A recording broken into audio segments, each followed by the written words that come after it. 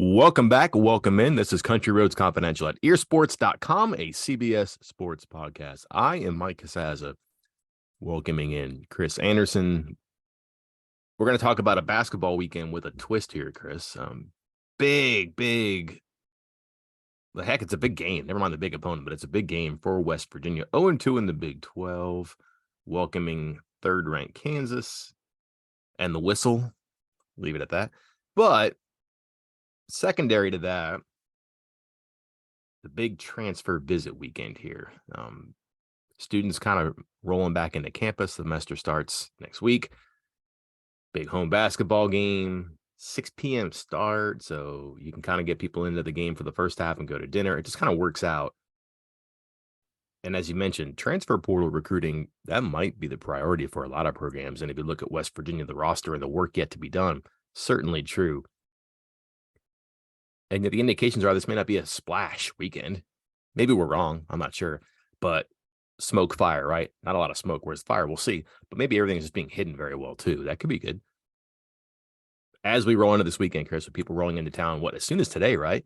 What is at stake? What's on the table? Who's in town? And what are the Mountaineers stand to gain or not gain?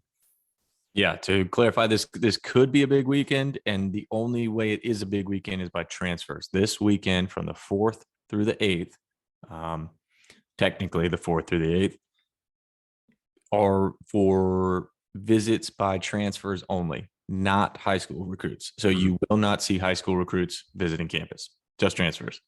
And yeah, well, we're recording this on the 5th, Thursday. You will likely see some recruits, some of these transfer recruits, showing up this evening. Most of these visits are going to be Friday to Sunday as your typical official visit weekend. But as we've seen, this started like a couple years ago. There was a slight tweak to the rules, which now allows players, recruits, transfers, whatever, whoever's coming in on an official visit to come in on Thursday night and have their room, their hotel room paid for and everything, and have their welcoming committee, all that stuff, as long as a coach or a staff, I believe it's just coaches, maybe like a staffer can greet them and welcome in it, help them get checked in or something. But it's whatever it is, it's very minimal, if at all, to let them show up on Thursday night so that they can get their visit started on Friday, first thing in the morning. It used to be that guys would have to do the traveling on Friday and then they weren't getting there until the afternoon or the evening, and then they're missing half a day. So there was a slight tweak into the timeline there. And now West Virginia typically welcomes recruits on Thursday night for a long weekend visit. Okay. Does the basketball game matter at all? Especially if they're only there for a half. Not really. I mean, as long as you get in there, you get a little bit of a vibe in that first half, which pretty much regardless of the outcome, you're going to get a good vibe. You're going to get a good crowd, some excitement for the first half. So yeah, the end result isn't going to matter that much, but yeah, you kind of just want to, hey, look how supportive our fans are, kind of thing. And with it being a sellout, that should be pretty good first half and a pretty good sign for a pretty good showing for those visitors. Yeah, I was wondering maybe that should be like a 2:00 start. It's an ESPN Plus game, which means that West Virginia can schedule the start time. Would you rather have fans there for the students? Excuse me. Would you rather have the visitors there for the second half, where it might be a win and a court storming, but it might also be like people streaming through the aisles, going to the parking lot with like 6 minutes left too. So yeah, get them in there early, first half of the game. Ideally, Chris, I don't know, one of the under 4-minute timeouts in the first half, under 16, under 12, under 8, whatever. Someone rolls out into the corner of the basketball court with a microphone. It says, hey, we want to welcome in our new offensive coordinator. Give it up for fill in the blank. Wait, I don't know. Did this just turn into a hot board podcast, Mike? No. Listen, I don't want to be anti-hot board, but this has just been like a puzzle in my head for a while. I don't want to go on the hot board thing. I understand when people are sensitive about that, but I just can't accommodate and make stuff up right now on this one. Anyhow, ideally, I think this would have been announced some number of days ago, or maybe, tonight, Friday, whatever. And then they can introduce the person. And then, yeah, the crowd likes it too. But more importantly, you can answer a question with your visitors, whether or not the person is introduced to the basketball game. That's kind of irrelevant here. But hey, I'm a receiver from some school. I'm looking to get mine. I don't know. I'm an offensive lineman from another school. I'm looking to get mine. Who's in charge here? Can you introduce him to me? Can you give me his email address, his cell phone number? Well, I'm not going to get the cell phone number out. I know that. But is this a negative or is this a dark cloud, provided there isn't a resolution between now and then, or there isn't some silent commit from an assistant coach? It's an interesting time. I don't know how they navigate that specific thing with offensive coordinator, because offensive coordinator is, so vital. I mean, obviously all these positions are, but even going back to the December visits, the early December visits before the start of the dead period, this was part of the reason, we had the scoop on Tony Washington leaving. Was I found out that Tony Washington was not meeting with any of the wide receiver transfers that were coming to town, which is a huge, not a red flag, but hello, pay attention to this. And he was meeting with graduate assistant Dom Young. Now, each position, more or less, I think it kind of works out 1-to-1, has a graduate assistant that is helping. That is, they can call themselves the assistant wide receivers coach or the assistant offensive line coach. West Virginia has those guys at most of these positions, almost all of them, I think. I'm trying to think of it off the top of my head here, but there is no graduate assistant offensive coordinator. There is no, graduate assistant defensive coordinator. Those spots don't exist. So what you end up doing is having to really try to focus on your position coach. So if it is a wide receiver, even without an offensive coordinator, they're going to be spending a lot of time with Bilal Marshall.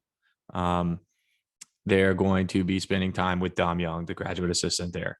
So I don't know how you navigate hey, we don't actually know what kind of offense we're going to run next year. We don't know who is calling plays. We don't know who is going to be in charge. That's going to be a tough sell, I think.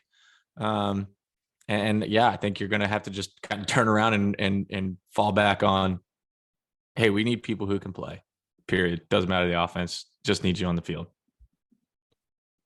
I'm thinking here in my head that the coordinator is going to be either the tight ends coach or the quarterbacks coach.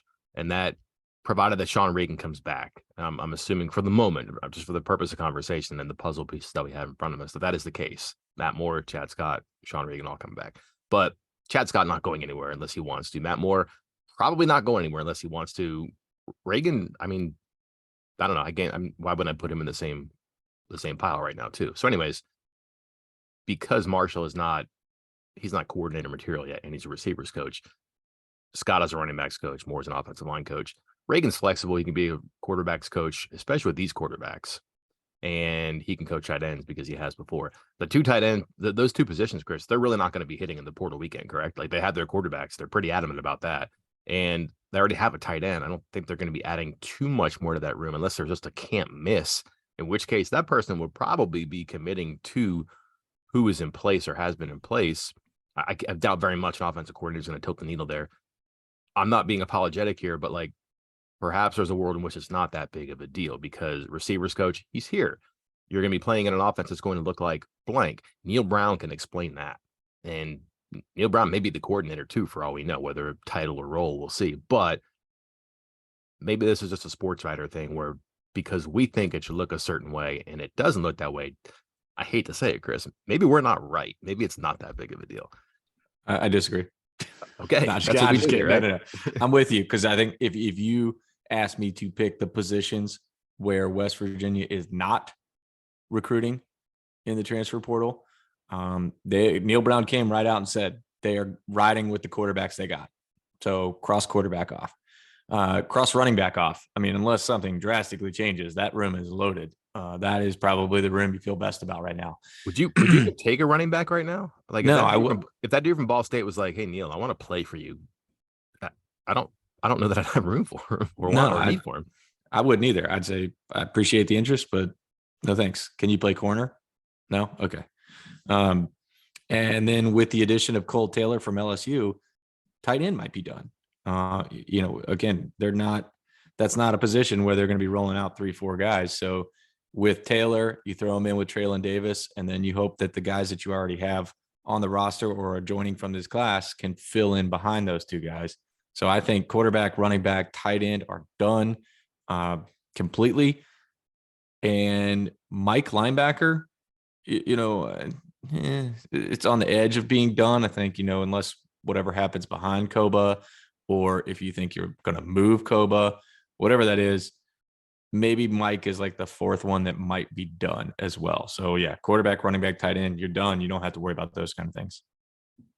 They'll take an offensive lineman. They'll certainly take receivers. I'd be kicking the tires a little bit about tight end, just because you have Taylor, you have Davis, Wickstrom, who's never really played. If you're going to run the ball, you're going to need 3, and you're banking on Wickstrom to play and stay healthy. Am I missing anybody else here? I don't think the true freshmen are going to be Will Dixon play. Are we there already? I think that if you ask me who's the third tight end, I'd be leaning towards Will Dixon, Okay. in part because of what you just said about Wickstrom. What is this, year 3? And has he been mentioned? Like, I mean, I'm not trying to dog the guy. I'm not at practice. I don't see him working, but have we heard the coaching staff be like, hey man, this guy is close. This guy is almost ready. Like I just haven't. Yeah, that's how I was going to get into that. They really like Dixon. I was considering him a freshman this year because he was pretty much a freshman. He was kind of out of sight, out of mind last year. But yeah, I was wondering if that would be the guy there. So that's fine. If that's your plan, go for it. I have no problem with recruiting to a plan and following the plan, especially when you're talking about your third string tight end and when you have a finite number of positions. I don't know that you can afford to course correct on the depth chart at tight end. So no offense to that guy or those positions there, but that's just the way I think this works. And they have greater needs, which leads me to this, Chris. You laid out who they have, where they will not be adding, their positions of strength. Conversely, who don't they have? Where will they be adding? What are their positions of, let's just say, weakness?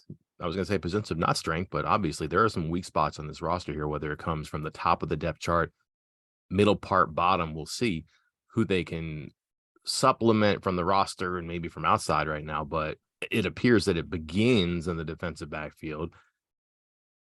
And then you have maybe some luxury spends on the lines. I don't know. Linebacker, you mentioned. Are we going to get a kicker or a punter? I guess not a punter, but like, are we going to get a kicker in the portal here? Where do they go? What are you hearing? And maybe more specific to this weekend, what are names and positions to keep an eye on, whether they're on campus or they're out of sight, but they're certainly on West Virginia's mind? All right, let's start with the numbers here. Overall numbers. Neil Brown threw out the number of 8 to 12 transfers, which, again, you have unlimited counters.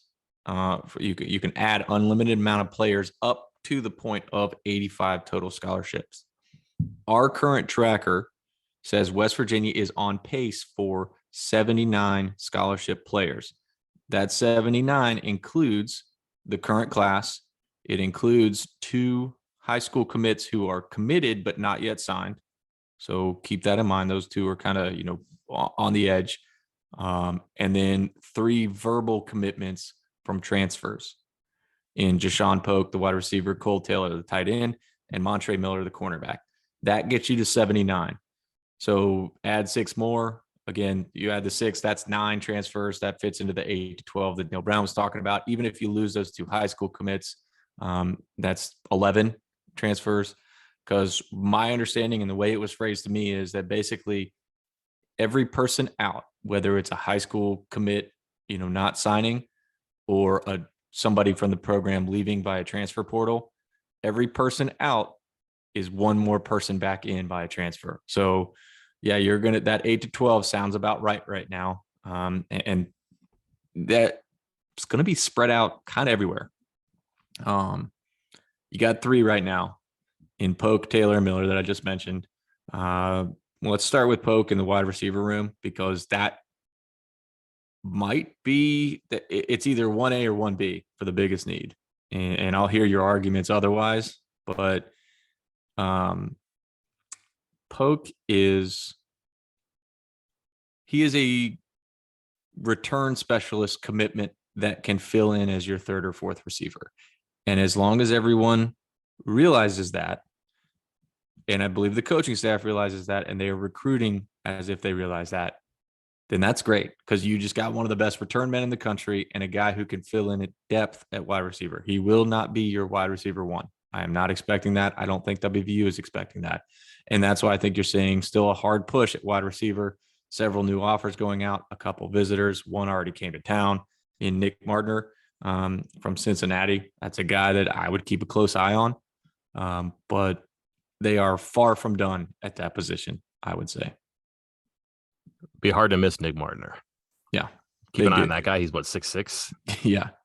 The way it was phrased to me was think George Campbell, the former 5-star recruit who went to Florida State, was injured, didn't do too much, came to West Virginia and was a 6'6", 6'5", whatever he was, kind of, but was still fast and was your deep threat. He didn't get maybe as much attention, let's say, as he probably should have. And that's not revisionist history. I believe we were saying that as the season was going on, because he was, every time he was thrown the ball, it was a 20+ yard catch. But that's how they view Mardner, as kind of a Campbell type, which would be a nice addition, I would think. Alpha, outside need. Would he be the guy? We'll see. But certainly has the specs. If you're a tall guy and you could run, but what has he done in the field? Not too much. Bounced around a little bit too, right? He was at Hawaii first. Yeah, was at Hawaii. Had a great year at Hawaii, I believe, a couple seasons ago, and then didn't quite. I don't want to say didn't fit in at Cincinnati, but didn't have the production at Cincinnati that he had at Hawaii. I've talked to a couple players who, well, one's a coach, one's a player who spent time in Hawaii, and they're like, it's like another sport, right? It's like if Japanese players came over and they played in the major leagues, you just feel totally out of sorts because you're so separated. So I do not begrudge anybody for one thinking about going to Hawaii, because why not, to play college football there? But also, man, if you feel separated and like you're not part of the establishment in college football and you want to get in the middle of it, yeah, probably want to make a move sometime, and nothing wrong with that. I mean, I could think of worse things than starting your college career in Hawaii and then grabbing the bag later on. So perhaps it's a conversation Mardner and I get to have sometime in the future. We'll see. Probably not one way or the other, but we'll see. On the topic of silent transfers, on a scale of 1 to 10, Chris, how insane does this drive you? Solid 15, right? Yeah, it's always been. I never understood silent commitments, and then when you get into silent transfer commitments, I mean, They've had enough of the recruiting process already. I don't. That doesn't surprise me as much. A high school kid, I'm always surprised by, but a guy who's been through it before and he just wants to commit. Here's a transfer who wants to commit, go home, do Christmas, and show up in the beginning of the semester with a small Twitter announcement. They're few and far between, but they do exist. I can wrap my head around that. Doesn't make life easy for you though. Yeah, and the other part is it's these conversations are so weird and that they have with the coaching staff, and not specific to West Virginia. This is everywhere. We talked about it with a high school commit from this past class who ended up decommitting, and Jordan Louis. Like, he wanted to go public with his commitment, and West Virginia's like, we're not accepting your commitment if you're still taking visits. Like, well, I want to commit, but I'm still taking visits. It's like, well, then you're not committed and we're not taking it. And he still just kind of went public with it. And I think with some of these transfers, it's kind of the opposite, or kind of a, hey, I want to come here, but let me take one more visit, or I want to come here, but let me talk it over with my family over Christmas break. And that's when it comes up to, do you consider that a commitment? Do you consider that guy part of your class? And I think the coaching staff, as most coaching staffs do, tiptoe around that and kind of, yeah, let's kind of maybe pencil him in, but certainly have some backup plans ready, because it's a fickle place. I mean, high school players are fickle. They were fickle before NIL. They're even more fickle now. And these transfers, as we've heard the stories across all the sports, the transfer recruiting, I mean, the NIL part, it's just almost like a business acquisition. It's just, let's talk business. Am I going to play, and how much am I getting paid? Period. End of story. Like, I don't care about the crowd. I don't care about, the community. I don't care about the football facilities. It's, am I going to play, and will I get paid? It's talking, more specifically about the 1-year guys. And that makes it different than basically all other recruiting. Posted something yesterday. It was a Josh Pate video about pretty much how about the transfer power, so to speak, where players saying, "What can you give me to come to your school?" In time, as schools realize that, man, they can really form their own collectives when it comes to group licensing and other ways to have income and mass distribute money. They're going to have brand value, and a player is going to say, "Well, actually, this school can give me more because of the brand value, not my value to them." It was an interesting point he made. It's a separate point from this, but included in that was something I wrote was a comment from Brown on transfer portal and the NIL deal. And he said the high school recruits, yeah, it's part of it, but your proximity to home, academics, your major, what type of support do you have when it comes to nutrition, strength and conditioning, so on and so forth. Things that are kind of holistic when it comes to that high school recruiting experience. Well, again, the transfers, they've already had that and they know what to look for and they don't have to ask so many questions. And Brown said that NIL is factor 1 and 2 when it comes to that, which I found to be very interesting, which makes this a big weekend for Country Roads Trust. We'll see what they can do because they're going to have to align themselves, I'm sure, with some of these players to make it go. But on the field, though, Chris, where does it, we talk about offense, it makes sense, but defense, number of spots, playing time available, but I don't know if they have enough spots to cover their wants and needs in the defensive backfield. So you could be looking for defensive backs who may play one or the other. Maybe you're looking for a lot more safeties than I think, but they have a couple of safety spots that could use addressing. Maybe they're just ready to go with some young guys and let the Andrew Wilson Lamps and I'm trying to think of like who else is out there, like Raleigh Collins and people like that. Maybe they're kind of willing to go on those experiments, but they also have some portal people who line up with those positions I just mentioned too. How does this work? And how do they spin the top here and figure out that they get the right people in the right spots covered? Yeah, because they got a lot that they might want to use. And right now, the only defensive transfer commit is Montre Miller, a very good cornerback. I think this is one that I really liked. Excuse me. I really liked, and that a lot of our guys at 24/7 Sports really like. They gave him a 4-star transfer rating. He has proven to be a commodity at cornerback at Kent State. Where do you go after that? I think you're still hitting the defensive backfield. I think that's the most important spot. One of the visitors that we know of for this weekend is Buffalo transfer Keyshawn Cobb. He tells me that West Virginia is recruiting him as a spear. That's that. I mean, he's going to fill in right there. Makes me wonder what you just mentioned, Raleigh Collins. Maybe they're moving him back to Will because Will might be a position of need right now. X-Ray Lowe is gone. He has graduated. Lance Dixon, I wrote it down somewhere. I think he played like 35 snaps in the second half of the season. In the entire second half of the season, it was something like 35 snaps. So I don't know if you're relying on him to be your starter at that position next year. They have actively recruited will linebackers, Amari Gaynor from Florida State being one of them. So I wonder if Raleigh Collins might move back there, especially if they're targeting spears. And speaking of Cobb, the spear, visiting West Virginia this weekend. No other visits lined up. Plans to enroll at the school of his choice next week. Formality, right? I am winking through the microphone, Michael. Can you see it? I can feel it. Eyelashes on the mic. I can feel it. This one kind of feels like, yeah, you're right. Wink, nudge, and let me go to the bookstore after the game. One of those things to try to get my stuff.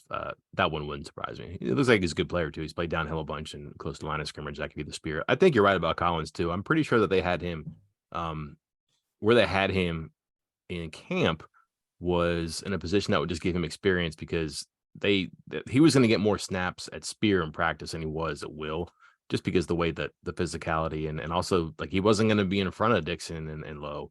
So what the heck, let him play spear. And also that spear and will overlaps a little bit in how they want to do things. If you can get a guy who can cover both, that makes sense. I think that's probably an experiment that they accelerate a little bit in the spring because he's a talent. They put him out in the field this year and they were really careful to preserve his red shirt, maybe because they didn't want to squander a year at a position that is not his future too. So that makes sense too. Finally, Chris, of course, I have to go to specialists. I don't know who's kicking. Neil was very aggressive in his promotion of Danny King. who has just had a hard time staying healthy, but has a big leg. People who saw him in high school, people who've seen him at WVU say that he can really boom the ball. So maybe that's the solution. They have some other options. We'll see. I don't know if Colton McGee goes back to place kicking. I don't know if it's going to be King. There are options, there are possibilities, but did okay with Parker Grothaus last year as a kickoff specialist. My point being there, they were willing to devote a scholarship just to kickoffs and a guy who could maybe compete for kicking. No Casey Legg. He's decided to move on. Question marks after that. Have you heard anything about how they're going to handle this apart from in-house? And why? Why would they try to promote somebody here when they do have kind of a history of recently of going out and saying, hey, we'll give you a shot? I think they will.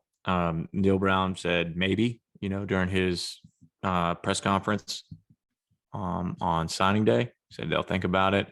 They'll look into it. And there is one name that I want you to keep an eye on. And his name is Michael Hayes from Georgia State. He entered the transfer portal last week, was a place kicker for the Panthers. Only 1 year. So it's not like he has a long history of, place kicking in college, but 11 of 14 on field goals, 41 of 42 on extra points. Also a punter. I don't think West Virginia needs a punter. I think they are very comfortable with Ollie Straw, who just finished his freshman season, but he is a guy that can kind of bring it all. Maybe he can also do kickoffs for you too, if he can boot it like that, if he has a leg that can punt and kick. So keep an eye on him because I'm with you. I think they're going to, assuming they still have that, little extra scholarship, they don't find any glaring needs elsewhere.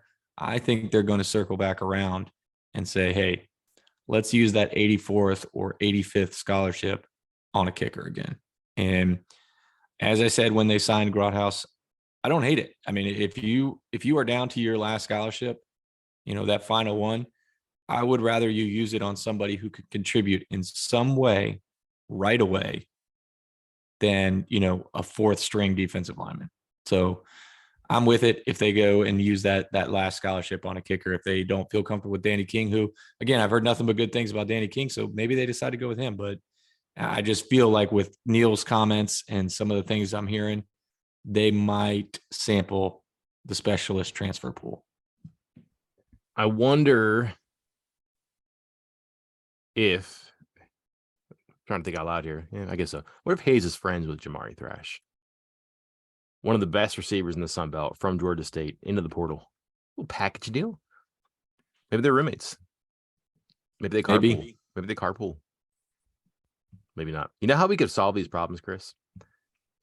What if Neil Brown started an account on our message board, introduced himself as Neil Brown, and said, I'll be taking your questions? Because evidently that's what Jim McElwain did at our Central Michigan site. Have you seen this? No.